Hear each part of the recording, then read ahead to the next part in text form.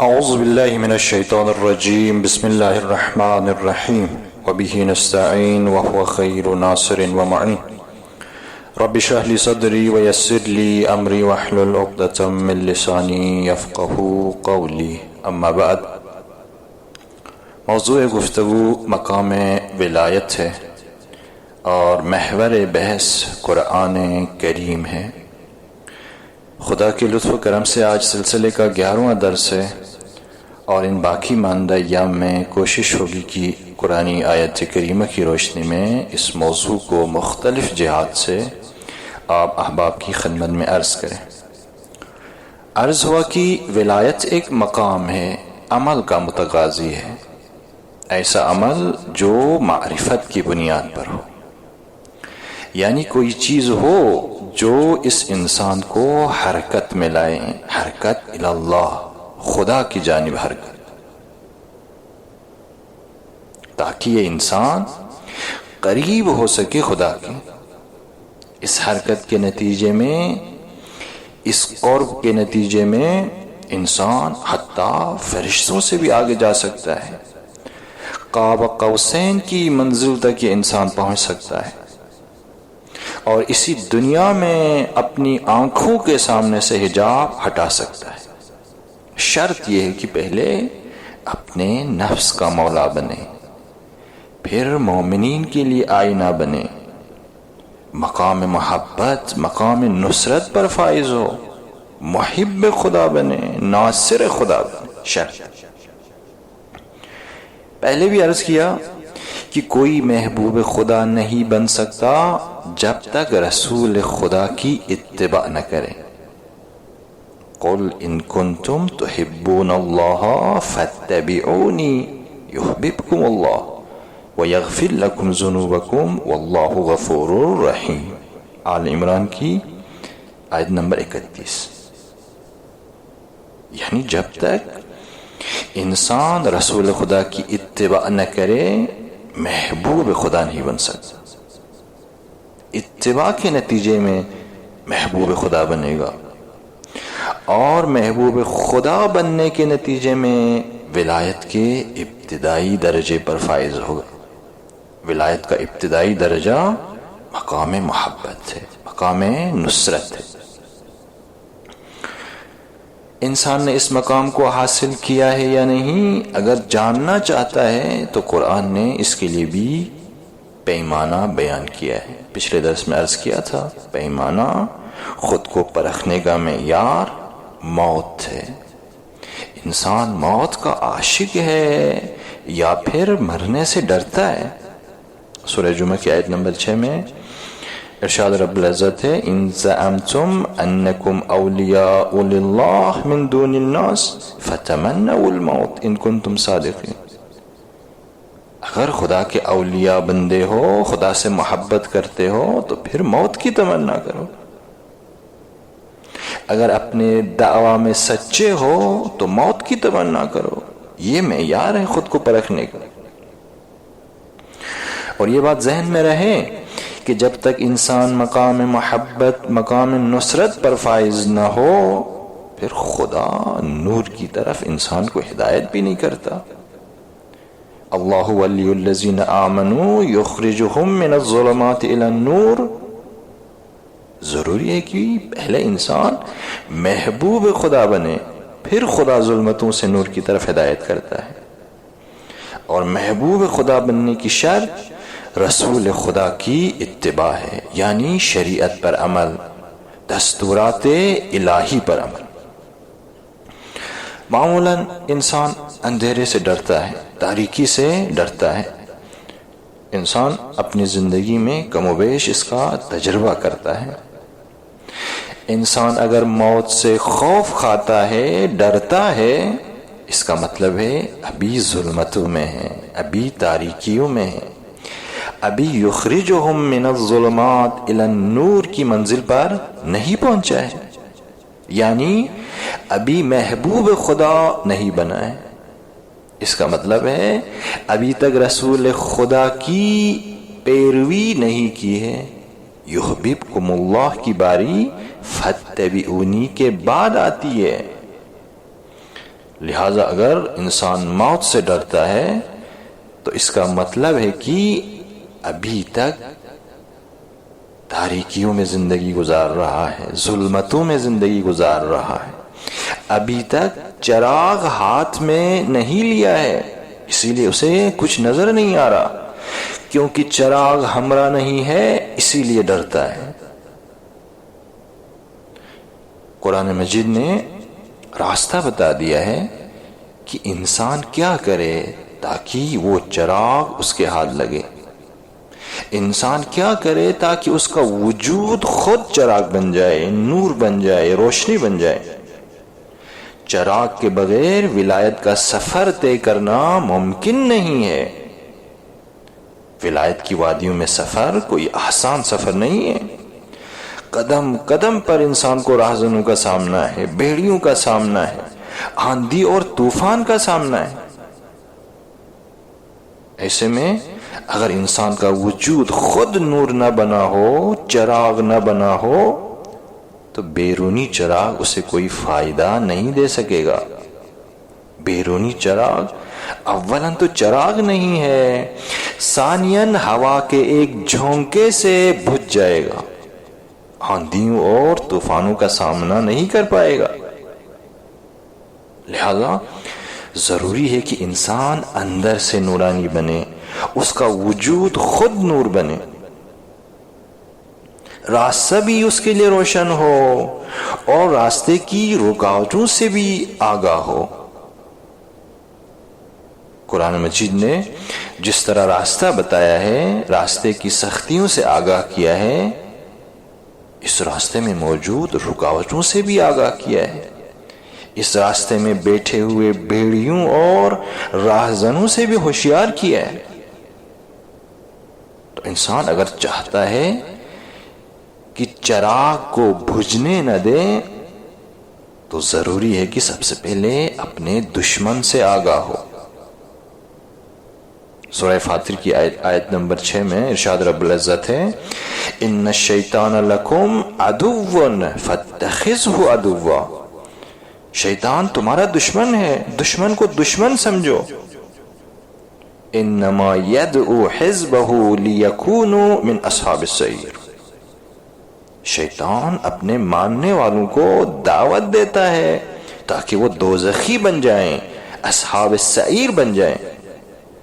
خداوند متعال اس آیت میں امر کر رہا ہے کہ دشمن کو دشمن سمجھو، فاتخذہ عدوا، دشمن سے غافل نہ رہنا، کبھی بھول کر بھی دشمن کو دوست مت سمجھنا۔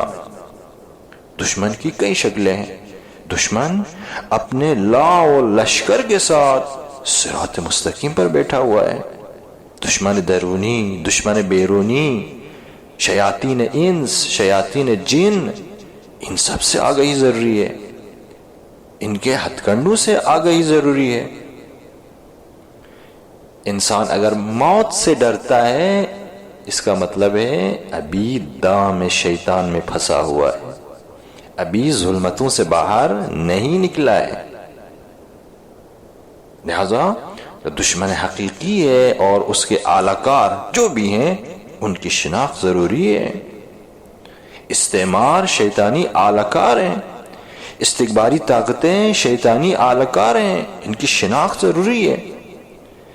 امام خمینی رضوان اللہ تعالی علیہ نے اگر امریکہ کو شیطان بزرگ کہا ہے تو ایسے ہی کوئی ہوائی بات نہیں کی ہے، اس کے پیچھے قرآنی رہنمائی ہے۔ ہماری محفلوں میں اکثر سننے کو ملتا ہے، خاص طور پر ان لوگوں کی زبان سے جو رنگین شیطانی سفروں میں بیٹھے ہر وقت ہڈیاں چباتے نظر آتے ہیں، کہتے ہیں امریکہ سے دشمنی یہ شدت پسندی ہے، شیطان بزرگ کو شیطان بزرگ کہنا شدت پسندی ہے، اسلام رحمانی کے خلاف ہے، اسلام کی بھی غلط اور من گھڑت تفسیر۔ اسلام میں جہاں رحماء بینہم ہے وہاں اشداء علی الکفار بھی ہے۔ یہ سب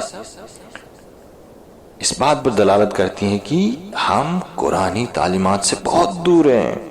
قرآن واضح الفاظ میں کہہ رہا ہے کہ ان الشیطان لکم عدو فاتخذہ عدوا. شیطان تمہارا دشمن ہے، دشمن کو دشمن سمجھو. اگر دشمن کو دشمن نہیں سمجھو گے وہیں سے بربادی شروع ہوگی، زمینہ فراہم ہوگا شیطان کی دعوت پر لبیک کہنے کے لیے. شیطان کا کام صرف دعوت دینا ہے. یہ ہم انسان ہیں کہ دعوت کو قبول کر کے دام میں پھنس جاتے ہیں. قرآن کہتا ہے انما یدعو، شیطان دعوت دیتا ہے، سبز باغ دکھاتا ہے، ڈالر پھینکتا ہے، ریال پھینکتا ہے، جھوٹے وعدے کرتا ہے. انسان جب تاریکی میں ہوگا، اندھیرے میں ہوگا، تو پھر تنکے کو بھی سہارا سمجھ بیٹھے گا، دشمن کو بھی دوست سمجھ بیٹھے گا. فاتخذہ عدوا، یہ امر ہے اللہ کی طرف سے کہ دشمن کو دشمن سمجھو. امریکہ کبھی تمہارا دوست نہیں بن سکتا، یہود و نصارہ کبھی تمہارے دوست نہیں بن سکتے. ان سے دوستی اپنی ہویت کو ختم کرنے کے مترادف ہے، اپنے تشخص کو مٹانے کے مترادف ہے. ان سے دوستی کرنا خود کو ذلیل و خوار اور رسوا کرنا ہے. ہم سمجھتے ہیں کہ اگر ان سے دوستی کی تو عزیز بن جائیں گے، عزت ملے گی، مشکلات حل ہوں گی. جبکہ قرآن کہتا ہے من کان یرید العزت فللہ العزت جمیعا، سورہ فاطر کی آیت نمبر 10. اگر کوئی عزت چاہتا ہے تو عزت سب کے سب جمیعاً خدا کے لیے ہے. فللہ العزت جمیعا، عزت کا مالک خدا ہے. ایک فلسفی قاعدہ ہے فاقد الشیء معطی الشیء نہیں ہو سکتا. عزت خدا کے علاوہ کسی کے پاس نہیں ہے، تو پھر غیر خدا کسی کو کیسے عزت دے سکتا ہے؟ تو پھر وہ کیسے کسی کو عزیز بنا سکتا ہے؟ ذلیل، خوار اور رسوا تو کر سکتا ہے انسان کو، لیکن عزیز نہیں بنا سکتا. فَلِلَّهِ الْعِزَّةُ جَمِيعًا. لہذا انسان چاہتا ہے کہ راہ عزت کو طے کرے تو ضروری ہے کہ پہلے راستے کی مکمل شناخت حاصل کریں اور راستے میں بیٹھے دشمن سے بھی آگاہ ہو. راہ عزت ولایت ہے. جس نے بھی ولایت کا دامن تھاما خدا نے اسے عزیز بنایا ہے، شکست ناپذیر بنایا ہے. ولایت عزت کا راستہ ہے. سلمان فارسی کو منا اہل البیت کی منزل پر ولایت نے پہنچایا ہے. جس کسی نے بھی پرچم ولایت کو تھاما، علی ولی اللہ کہا، استقامت دکھائی، خدا نے اسے عزت دی ہے. انقلاب اسلامی ایران کو دیکھیں، ہر طرح سے حملہ، اقتصادی محاصرہ، جنگیں مسلط کی گئیں، دنیا کفر مل کر ہر طرف سے حملہ آور ہے. چونکہ انہوں نے عزت کا راستہ اپنایا ہے، ولایت سے متمسک ہیں، علی کو اپنا ولی مانتے ہیں، دشمن ہر طرف سے شکست کھا رہا ہے اور یہ ہر آئے دن مضبوط سے مضبوط تر ہوتے جا رہے ہیں. یہ کیوں شکست ناپذیر بنے ہیں؟ وجہ کیا ہے اس کی؟ وجہ یہ ہے کہ انہوں نے راہ عزت کو اختیار کیا ہے، اور راہ عزت ولایت ہے. ولایت کی جانب سفر ہی انسان کو عزیز بنا سکتا ہے. عزیز یعنی شکست ناپذیر. ولایت انسان کو شکست ناپذیر بناتی ہے. شام، لبنان، عراق، یمن کی مثالیں ہمارے سامنے. لہذا ضروری ہے کہ دشمن کو پہچان لیں اور نور ولایت سے اپنے وجود کو منور کریں، نور ولایت کو اپنے وجود میں پیدا کریں. اب کیا کرے انسان کہ اس کا وجود نور ولایت سے منور ہو؟ یہ انسان ہوا الولی کا مظہر بن جائے، یہ انسان عزیز بن جائے۔ قرآن نے اس کا بھی راستہ بتا دیا ہے۔ سورہ فاطر کی آیت نمبر 10، من کان یرید العزة فللہ العزة جمیعا الیہ یسعد الکلم الطیب والعمل الصالح یرفعہ۔ اللہ اکبر۔ چاہتے ہو عزت حاصل کرو، چاہتے ہو عزیز بن جاؤ، عزت سب کے سب خدا کے پاس ہے۔ فللہ العزت جمیعا۔ پھر کیا کریں؟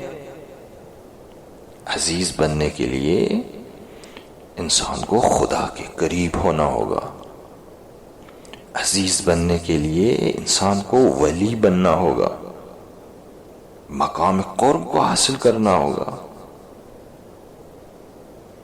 اور یہ مقام قرب کیسے حاصل ہوگا؟